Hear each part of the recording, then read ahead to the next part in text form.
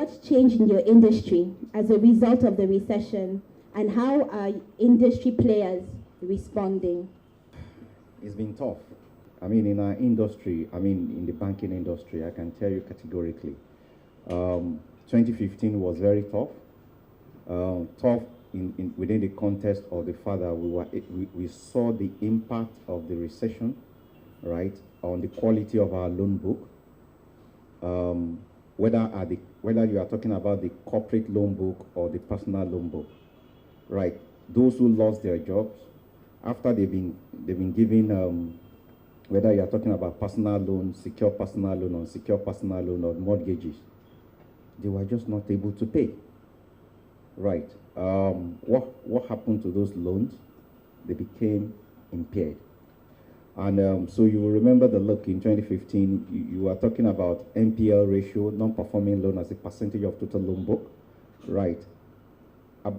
Ratios above 20-25%, for some banks, massive. So banks have had to, haven't impaired those loans. It means it is an erosion of capital. 2016, also similar. So that's on one side. When you're talking about, FX illiquidity, there was just no FX. And manufacturers could not, produce. So what have we done? One of the things we've done is to start looking at companies who, when you look at them, right, you want to bank companies that are in the sectors of the economy that you can do backward integration, right? Companies who are operating in such a way that their reliance or their dependence on foreign currency, is modulated or is moderated to the extent that it's either they are able to source locally their raw materials so that they can continue to be in business, right? Or they are also in a position to export so that they can, generate FX with which they can use to bring their raw materials in. You look at them. We are also talking about companies that when you look at where they operate, maybe they are in the consumer segment, in the conglomerate, where, whatever it is, they are still able to go through, a period of hardship. So those are some of the changes that we've had to make in order to be able to do that.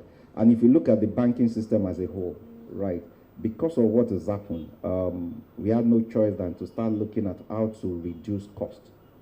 Cost to income ratio for the banking industry, the average, if you strip out one or two banks that you can call outliers, the average, at times you could be talking about something close to 60, you could be talking about something close to 65, right? By trying to reduce cost, you want to go, the digital route.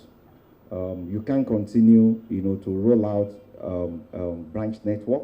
You can't continue to do things in a manual way, right? Because if you deploy technology, you'll be able to render faster services. You'll be able to render, services whenever, however, wherever you are, right? Without necessarily incurring the cost associated with it. So rationalization is taking place. If you remember, the bank announced the fact that, look, they are trying to shut down almost 70 or so branches, right? So everybody has got to make those changes. So we've had to make changes in terms of our own cost profile. We've had to make changes in terms of the channels of delivering our products and services.